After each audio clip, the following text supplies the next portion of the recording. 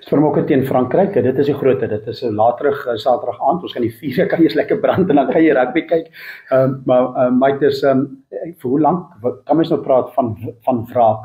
Maar dit is al 2 jaar later. Ergens, dit gaan ek net so ver. Ek dink Frankryk dink nie te ver terug aan 2023 nie. Miskien so effens, dit is seer gemaak, maar dit is kan dit 'n motivering vir hulle bly, of kan 'n wraak tipe wedstryd van 2 jaar terug jou te veel jou fokus laat verloor?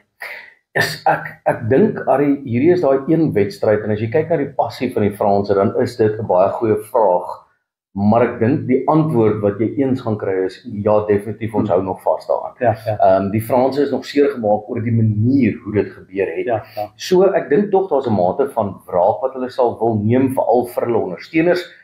Ek bereken net dat die Franse is daai een span waar hulle over-motivated is, as ek die Engels mag gebruik, dan is dit amper half asof hulle desperaat raak om sekere dinge te doen. Ek dink met 'n Dupont en 'n Ntemak en daai manne wat daar is en in en om die kringe is dit altyd 'n span wat 'n mate van kalmte gaan hê, wat baie verrassend kan speel. Ek dink dat Rassie probeer juis daai teenstaan om te wag ten volle tot op laaste wat hy kan wag om sy span in elk geval bekend te gemaak het.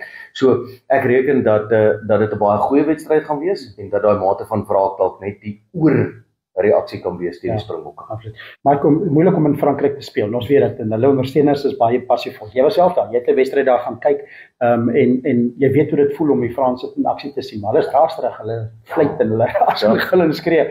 Maar dit is seker oral, maar veral daar is dit moeilik om teen die Franse te speel. Definitief. Ek was nou bevoorreg om 'n top 14 wedstryd daar te gaan kyk tussen 2 baie groot spanne.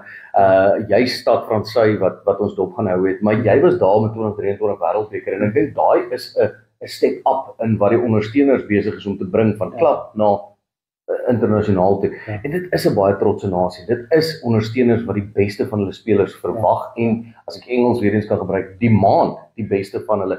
En ek dink dit is as gevolg van spelers soos Dupont en daai manne wat hulle daai standaard van Franse rugby gelig het. Ek dink Franse spelers weet nie op die dag hoe hulle gaan wees nie. Die ondersteuners hoop vir die beste span. Gaan ons die beste span teen die Springbokke kry? Dis seker die groot vraag, en gaan die ondersteunings op die skeieregter 'n groot impak hê? Absoluut. Maar weer eens ook Suid-Afrika se buite-agterspelers. Dis lekker om te sien daar's altyd spoed. En dit is weet dink die Franse moet jy maar as spoed benut. Ja. En wat my opgewonde maak is Frankryk is gewoonlik speel hulle 'n wedstryd waar hulle baie hoë balle skop. Hulle toets jou agterste 3. Dit is 'n span wat baie vinnig opgaan in verdediging. Maar ek dink tog ons het die tegniek tussen die agterste 3 vervolmaak in spelers wat baie goed is onder die hoë bal, baie bestendig is onder die hoë bal, maar wat ook die oppositie baie aan die raai kan hou. So ek dink dit gaan 'n baie goeie wedstryd wees. Gaan dit 'n wedstryd wees waar teenaanvalle die uitslag gaan beïnvloed, of gaan dit een wees waar verdediging die uitslag gaan beïnvloed?